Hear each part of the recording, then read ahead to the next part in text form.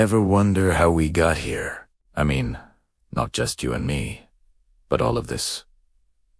Cities, computers, art, airplanes. It's a wild story, and it all started with a simple, brilliant idea. Let's rewind the clock, way back, about 12,000 years. For most of human history, we were nomads, wanderers, following the herds and the seasons. Life was tough, uncertain, and always on the move. But then, in a few special places around the world, like the Fertile Crescent in the Middle East, something incredible happened. We learned to farm. This wasn't just about planting a few seeds. This was the agricultural revolution, and it changed everything. For the first time, we could stay in one place. We built permanent homes, which became villages, and those villages grew. With a stable food supply, not everyone had to be a farmer anymore. People could specialize. You could be a potter, a weaver, a builder, or a priest. This is the spark of civilization. People living together, working together, and creating something bigger than themselves. These first settlements, like Jericho and Cataliac, were just the beginning. As populations boomed, villages turned into the world's first cities. And with cities came new challenges. How do you organize thousands of people?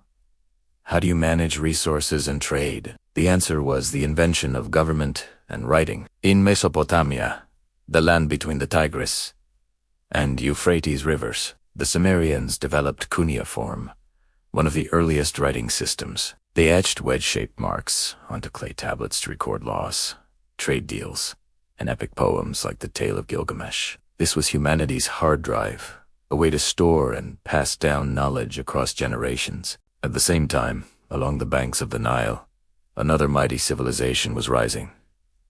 Ancient Egypt, unified under the rule of pharaohs, who were seen as living gods.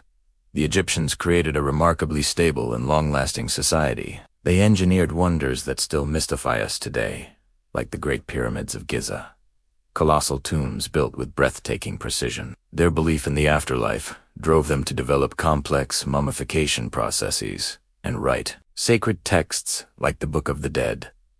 Egyptian civilization was a testament to the power of shared beliefs and centralized authority. But the world was a big place, and these weren't the only cradles of civilization. Far to the east, along the Indus River in modern-day Pakistan and India, the Harappan civilization flourished. They built meticulously planned cities like Mohenjo-Daro, complete with advanced drainage systems and standardized brick sizes. And in China, civilization emerged along the Yellow River, with the Shang dynasty establishing a kingdom known for its intricate bronze work and the earliest form of Chinese writing etched onto oracle bones. Each of these early civilizations was a unique experiment in human society, developing its own solutions to the challenges of living together. Around 1200 BCE, a period of upheaval known as the Late Bronze Age collapse saw many of these great empires crumble. But from the ashes, new powers and new ideas emerged. This was the dawn of the Iron Age.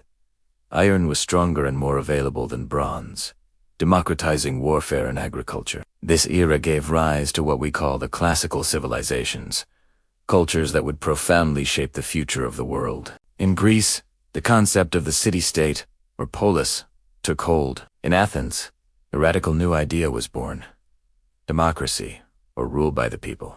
Thinkers like Socrates, Plato, and Aristotle laid the foundations of Western philosophy, asking fundamental questions about life, ethics, and government. The Greeks gave us epic poetry, theater, the Olympic Games, and a love for logic and reason that fueled incredible advances in mathematics and science. Their influence on our world today is impossible to overstate. Meanwhile, to their west, a small city-state on the Italian peninsula was beginning its ascent: Rome.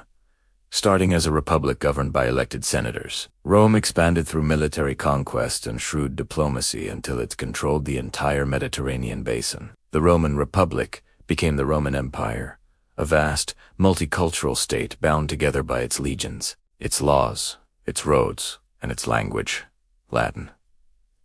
There were master engineers, building aqueducts, amphitheaters, and cities that stood for centuries. Roman law, in particular, became a cornerstone of legal systems across Europe. The classical world was a connected one to Silk Road, A network of trade routes stretching from China to the Mediterranean allowed not just goods like silk and spices to travel, but also ideas, technologies, and religions. Buddhism spread from India along these routes, while Christianity, which began as a small sect in the Roman province of Judea, eventually grew to become the dominant religion of the Roman Empire, fundamentally reshaping Western culture. But even the mightiest empires can't last forever. The Roman Empire, facing internal decay and external pressures, eventually split and collapsed in the West. This ushered in the Middle Ages in Europe, a period often mischaracterized as the Dark Ages. In reality, it was a time of transformation. While large-scale political unity was lost, new kingdoms formed, and institutions like the Catholic Church became central pillars of society. Monasteries preserved the knowledge of the ancient world, painstakingly copying manuscripts by hand. While Europe was reorganizing itself, other parts of the world were entering golden ages. The Islamic world, stretching from Spain to India, became a global center of science, mathematics, and medicine. Scholars in cities like Baghdad and Cordoba translated and expanded upon the works of the ancient Greeks, inventing algebra, advancing astronomy, and making huge leaps in medicine. In China, dynasties like the Tang and Song oversaw periods of incredible innovation, giving the world gunpowder, the compass, and printing. These weren't dark ages at all. The torch of civilization was burning brightly all over the globe. By the 14th and 15th centuries, Europe was stirring once more. The Renaissance, or rebirth, began in Italy, sparked by a renewed interest in the art, literature, and philosophy of ancient Greece and Rome.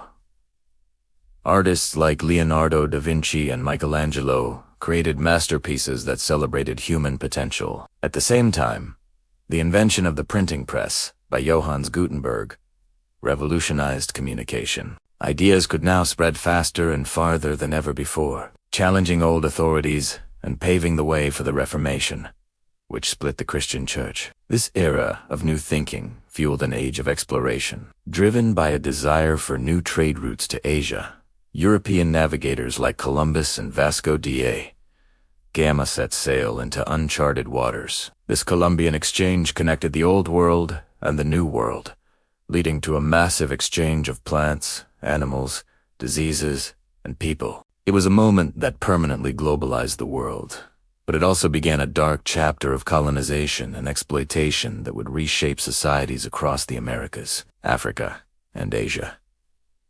The next great leap was the scientific revolution. Thinkers like Copernicus, Galileo, and Newton challenged centuries-old beliefs about the universe. They proposed that the world was governed by natural laws that could be understood through observation, experimentation, and mathematics. This new scientific method laid the groundwork for the Enlightenment, a philosophical movement that championed reason, individual rights, and liberty. These ideas would inspire revolutions, most notably the American and French revolutions, which sought to create governments based on the consent of the governed, not the divine right of kings. This wave of change culminated in the Industrial Revolution, which began in Britain in the late 18th century. The invention of the steam engine and the development of factories transformed human society more profoundly than anything since the invention of agriculture. Millions moved from the countryside to new, bustling industrial cities. For the first time, we could mass-produce goods, travel faster than a horse,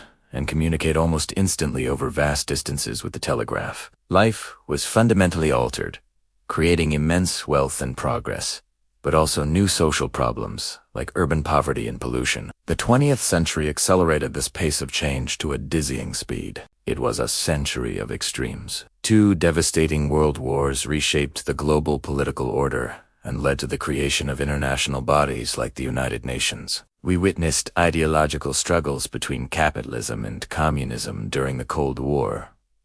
But it was also a century of unbelievable technological progress. We split the atom, developed antibiotics, landed on the moon, and, perhaps most importantly, we invented the computer and the internet.